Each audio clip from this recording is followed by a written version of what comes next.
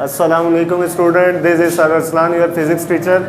आज की वीडियो बनाने का मकसद ये तमाम स्टूडेंट्स के लिए एक इन्फॉर्मेटिव वीडियो है, जिसमें भले फ़िज़िक्स का, प्री इंजीनियरिंग का कोई स्टूडेंट हो, मेडिकल का स्टूडेंट हो, किसी भी सब्जेक्ट का स्टूडेंट हो, लेकिन उसको ये तमाम इन्फॉर्मेशन हो पता होना लाजमी है। तो सबसे पहले साइंस से ही स्टार्ट करेंगे कि साइंस किसे कहा जाता है। बहुत सारे स्टूडेंट ऐसे आपको मिलेंगे एमडी कैट का टेस्ट देते हुए, वहाँ पे बिल्कुल बेसिक सवाल होते हैं, बेसिक क्वेश्चन किए जाते हैं, लेकिन वो भी स्टूडेंट उसमें उसके सही आंसर नहीं दे पाते। उसकी सबसे बड़ी वजह यही है कि उनके बेसिक कॉन्सेप्ट नहीं होते। तो आज की वीडियो बनाने का मकसद सिर्फ और सिर्फ ये है कि स्टूडेंट के जितने भी बेसिक कॉन्सेप्ट हैं किसी तरीके से उनको क्लियर कर दिया जाए। तो कुछ बेसिक कॉन्सेप्ट आज की वीडियो में हम क्लियर करेंगे। सबसे पहले हमारे पास है साइंस। साइंस किसे कहा जाता है?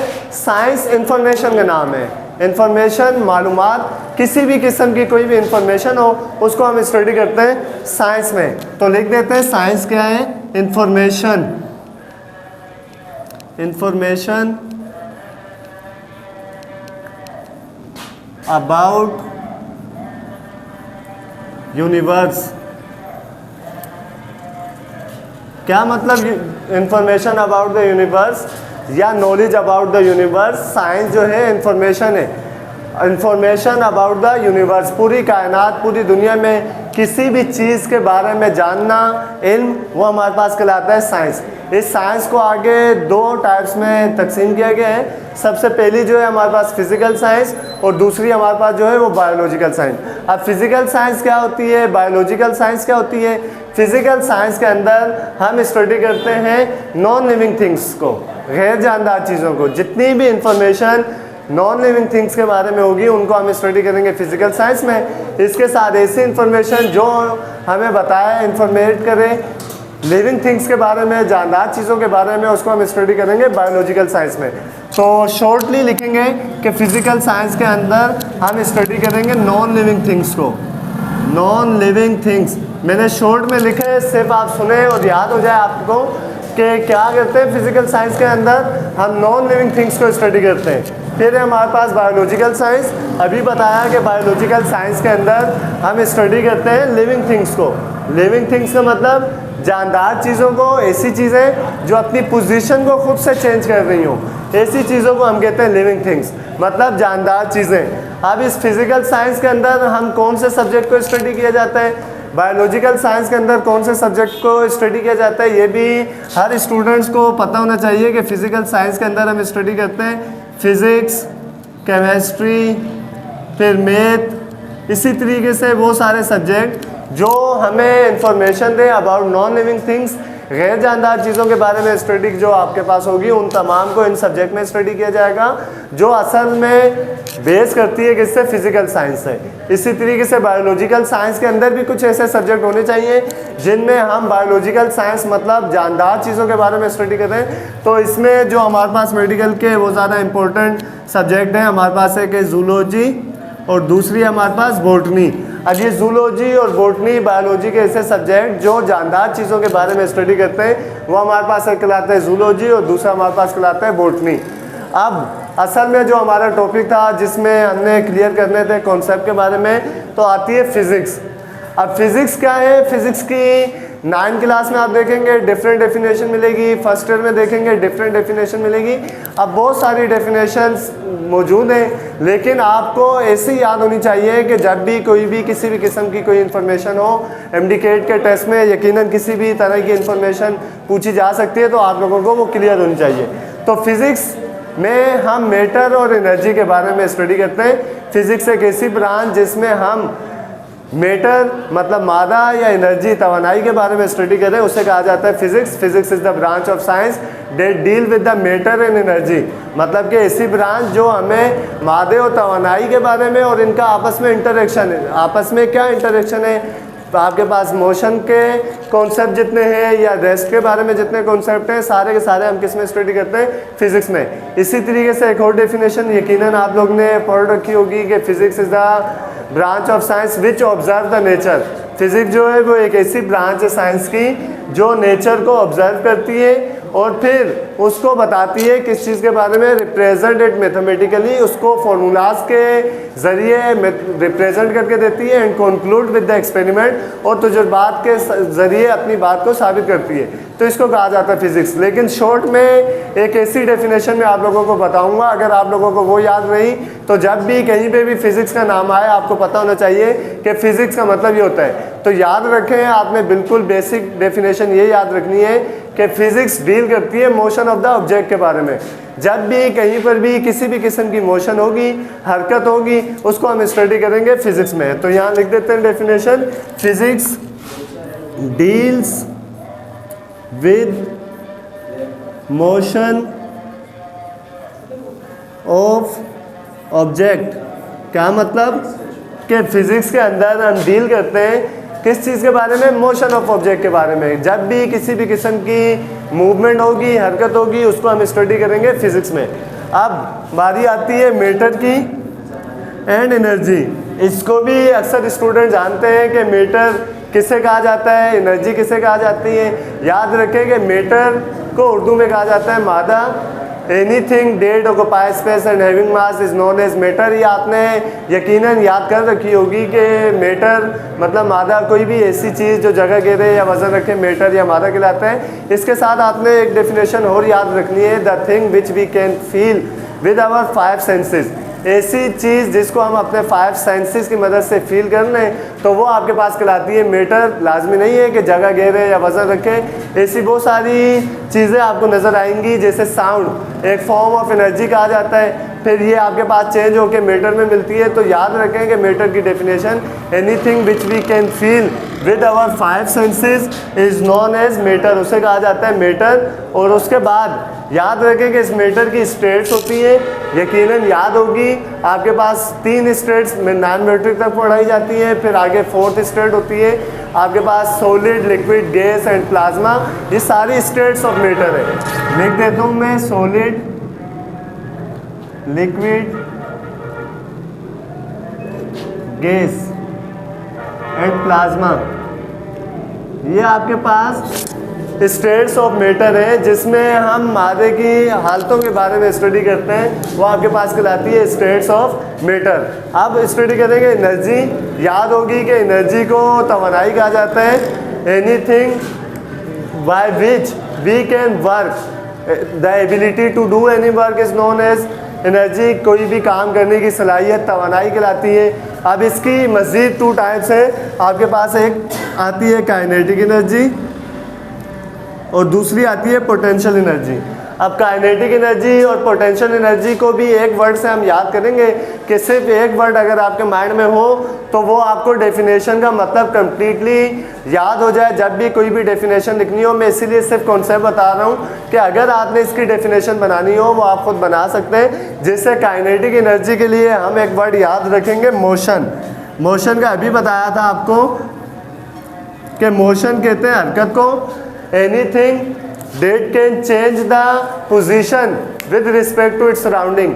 जब भी कोई भी ऑब्जेक्ट अपने इर्द गिर्द माहौल की वजह से अपनी पोजीशन को चेंज करेगा तब हम कहेंगे कि वो ऑब्जेक्ट मोशन में है, हरकत की हालत में। फिर काइनेटिक एनर्जी में अभी डेफिनेशन बताई कि याद रखनी है कि काइनेटिक एनर्जी क्या होती है। काइनेटिक एनर्जी उस वक्त प्रोड्यूस होगी जब भी कोई भी ऑब्जेक्ट मूव करेगा, मूव करने की वजह से उस ऑब्जेक्ट में जब कोई एनर्जी प्रोड्यूस होगी तो वो कहलाएगी काइनेटिक एनर्जी।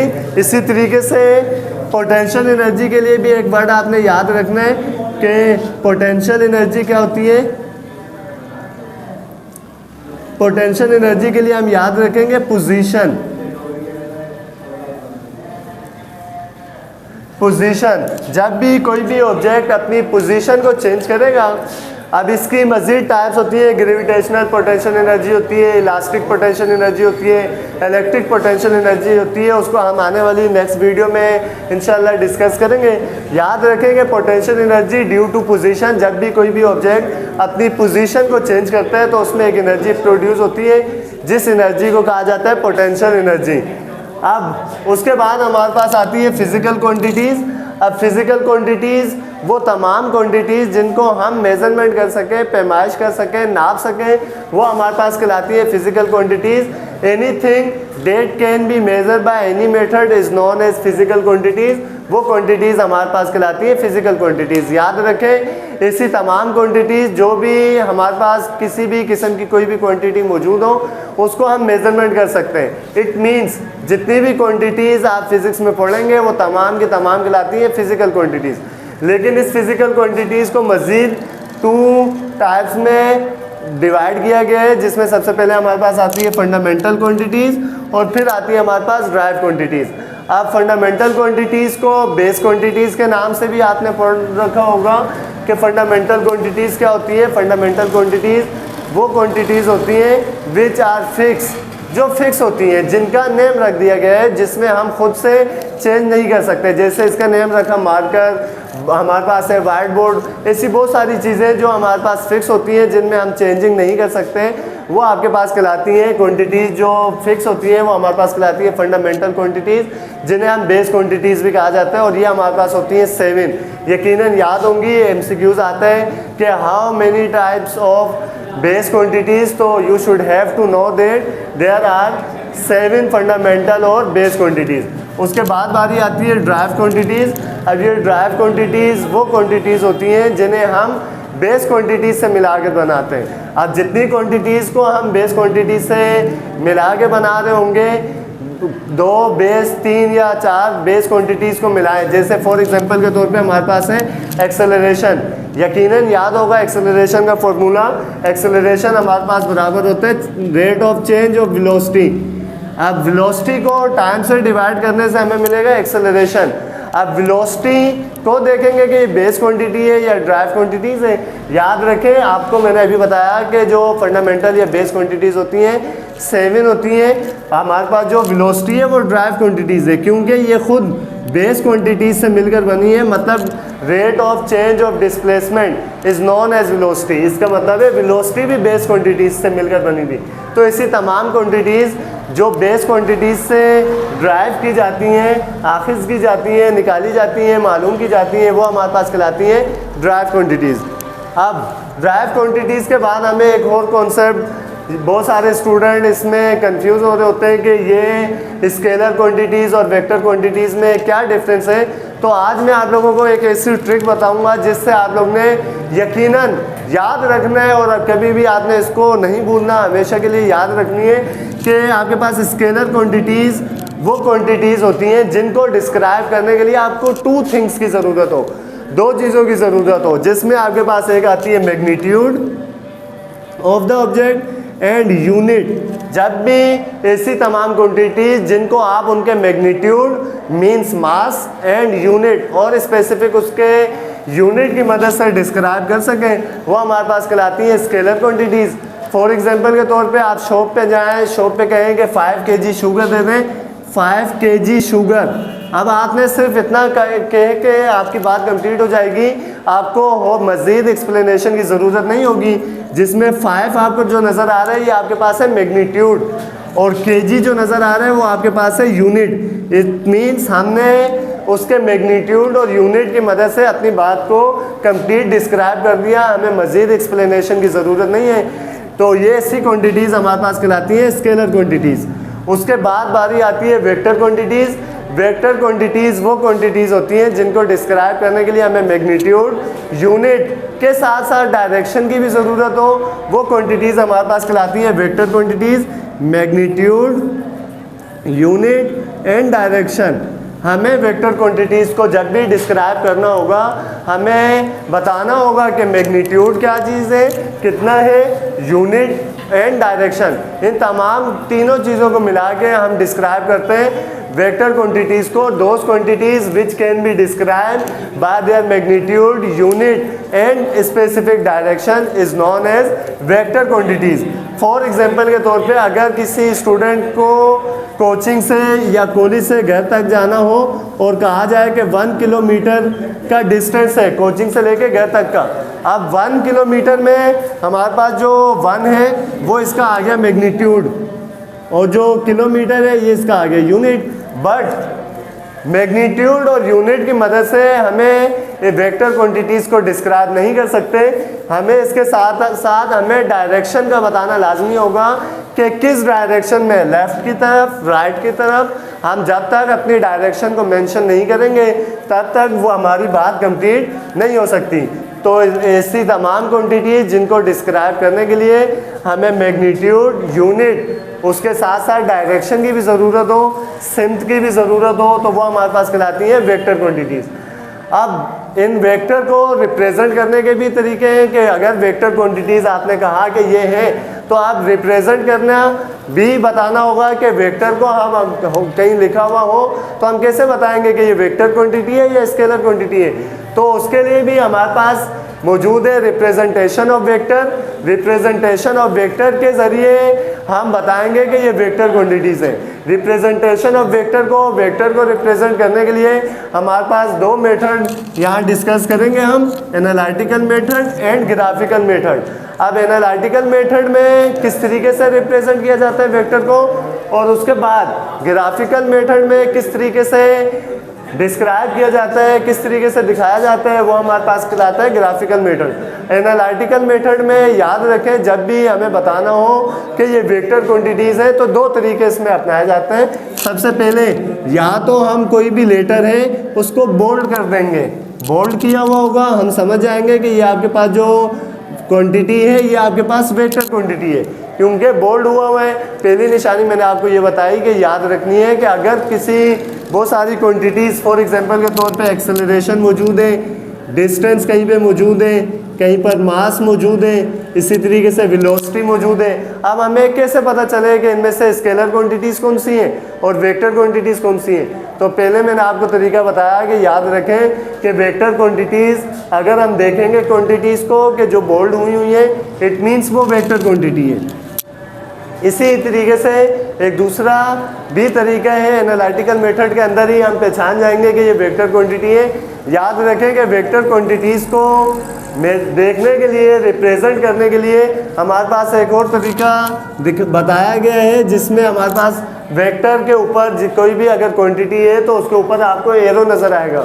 जब भी किसी भी क्वांटिटी के ऊपर आपको नज़र आ रहा हो कि वेक्टर का निशान मौजूद है या बोल्ड हुआ है, तो इसको देखते ही हम पहचान जाएंगे कि ये हमारे पास है वेक्टर क्वांटिटीज़। जैसे मास पता होना चाहिए आप लोगों को, ये स्केलर क्वांटिटी है। इसी तरीके से डिस्टेंस पता होना चाहिए आपके पास स्केलर क्वांटिटी है। तो ना ही मैंने उनको बोल्ड किया, ना ही उनके ऊपर एरो लगाया।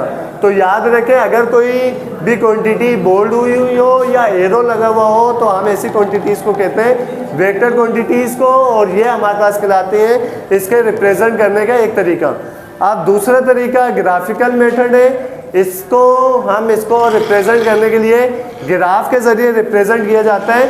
याद रखें, इसमें जब भी रिप्रेजेंट करना होगा हम एरो की मदद से किसी भी, अगर हम वेक्टर को रिप्रेजेंट करना चाहते हैं, फॉर एग्जांपल के तौर पे अगर कोई आपसे कहे कि 5 न्यूटन की फोर्स को ग्राफिकली रिप्रेजेंट करके बताएं, अब डायरेक्शन वगैरह नहीं बताई, उसने सिंपल ये कहा कि आप वेक्टर के ज़रिए रिप्रेजेंट करके बताएं, तो आप इस तरीके से लेट करेंगे कि आपके पास स्केल की मदद से कि 1 सेंटीमीटर जो है वो हमारे पास बराबर होता है 1 न्यूटन के।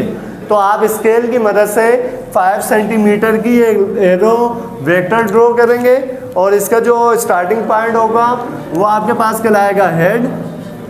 इसी तरीके से जो एंडिंग पॉइंट है वो आपके पास कहलाएगा टेल, और जो इसकी लेंथ है, जो ये कंप्लीट लेंथ है, ये आपको इसका बताएगा मैग्नीट्यूड। तो इन तमाम चीज़ों को मिला के हमारे पास बनता है ग्राफिकल मेथड। आई होप कि आज की ये वीडियो आप लोगों के लिए इंफॉर्मेटिव रहेगी, और ये तमाम कॉन्सेप्ट आपने अपने माइंड में रखने हैं। इंशाल्लाह इसके जो मज़ीद कॉन्सेप्ट हैं, बेसिक कॉन्सेप्ट बहुत सारे मौजूद हैं, आने वाली नेक्स्ट वीडियो में इंशाल्लाह इसको डिस्कस करेंगे। Take care of yourself.